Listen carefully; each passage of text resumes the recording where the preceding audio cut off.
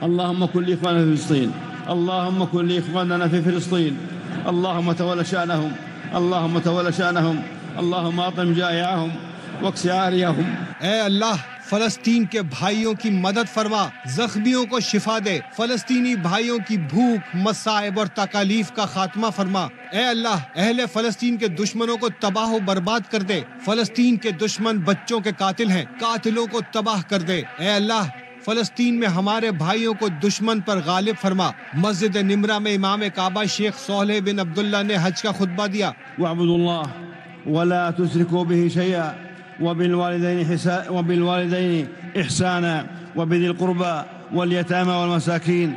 فلسطین اور غزہ کے مظلوموں کے لیے دعائیں کی، ساتھ ہی مسلمانوں کو تاکید کی، اے ایمان والو عہد کی پاسداری کرو، تقوی اختیار کرو، والدین سے نیکی کرو، ہمیشہ سچ کہو، یتیموں، مسکینوں، بیواؤں، ہمسایوں کے ساتھ شفقت فرماؤ، ضرورت مندوں کو کھانا کھلاؤ۔ یہ بھی بتایا کہ اللہ کسی تکبر غرور کرنے والے کو پسند نہیں کرتا۔ شیطان تمہارے درمیان دوریاں ڈالتا ہے۔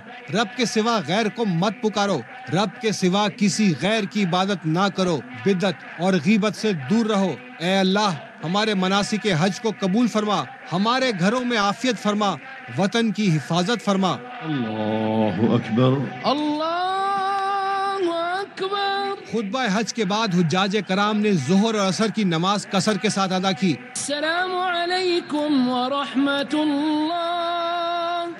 سورج ڈھلنے کے ساتھ حجاج کرام عرفات سے مزدلفہ روانہ ہوں گے، مغرب و عشاء کی نمازیں ملا کر پڑھیں گے، کھلے آسمان تلے رات گزاریں گے، ذکر اذکار کریں گے، مغفرت طلب کریں گے، عبادت کریں گے اور کنکریاں جمع کریں گے۔ مزدلفہ میں قیام کے بعد حاجی فجر کے بعد رمی کے لیے جمرات جائیں گے، بڑے شیطان کو کنکریاں مارنے کے بعد نماز عید ادا اور قربانی کریں گے، حلق کرائیں گے اور احرام کھول دیں گے۔ حجاج کرام طواف زیارت کے لیے خانہ کعبہ جائیں گے۔ 11 اور 12 ذی الحج کو حجاج کرام تینوں شیطانوں کو کنکریاں ماریں گے اور مینا میں قیام کریں گے۔ خبر یہ کہ امام کعبہ شیخ صالح بن عبداللہ کی خطبہ حج میں فلسطین اور غزہ کے مظلوموں کے لیے خصوصی دعائیں، کہا اے اللہ فلسطین کے بھائیوں کی مدد فرما، عورتوں اور بچوں کو قتل کرنے والوں کو برباد کر دے، ان کے قدم اکھیڑ دے۔ میدان عرفات میں جمع دنیا بھر کی مسلمانوں کو مخاطب کر کے امام کعبہ نے کہا تقوی اختیار کرو، اللہ کی پکڑ بہت سخت ہے۔ تقوی اختیار کرنا ایمان والوں کی شان ہے۔ عہد کی پاسداری کرو، لوگوں کے ساتھ صلح رحمی سے پیش آؤ، دشمن کو معاف کر دو، اللہ تمہیں دوست بنا لے گا۔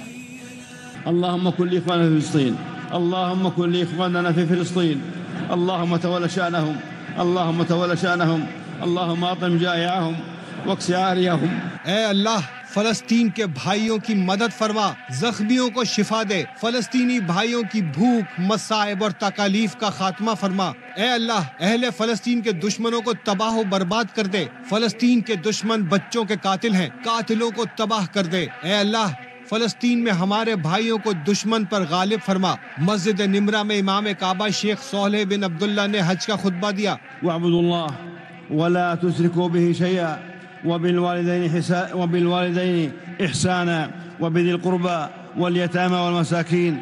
فلسطین اور غزہ کے مظلوموں کے لیے دعائیں کی، ساتھ ہی مسلمانوں کو تاکید کی، اے ایمان والو عہد کی پاسداری کرو، تقوی اختیار کرو، والدین سے نیکی کرو، ہمیشہ سچ کہو، یتیموں، مسکینوں، بیواؤں، ہمسایوں کے ساتھ شفقت فرماؤ، ضرورت مندوں کو کھانا کھلاؤ۔ یہ بھی بتایا کہ اللہ کسی تکبر غرور کرنے والے کو پسند نہیں کرتا۔ شیطان تمہارے درمیان دوریاں ڈالتا ہے۔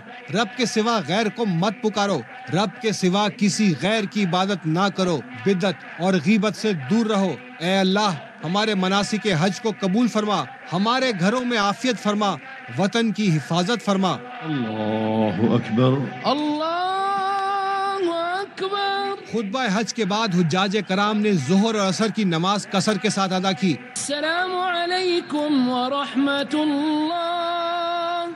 سورج ڈھلنے کے ساتھ حجاج کرام عرفات سے مزدلفہ روانہ ہوں گے، مغرب و عشاء کی نمازیں ملا کر پڑھیں گے، کھلے آسمان تلے رات گزاریں گے، ذکر اذکار کریں گے، مغفرت طلب کریں گے، عبادت کریں گے اور کنکریاں جمع کریں گے۔ مزدلفہ میں قیام کے بعد حاجی فجر کے بعد رمی کے لیے جمرات جائیں گے، بڑے شیطان کو کنکریاں مارنے کے بعد نماز عید ادا اور قربانی کریں گے، حلق کرائیں گے اور احرام کھول دیں گے۔ حجاج کرام طواف زیارت کے لیے خانہ کعبہ جائیں گے۔ 11 اور 12 ذی الحج کو حجاج کرام تینوں شیطانوں کو کنکریاں ماریں گے اور منی میں قیام کریں گے۔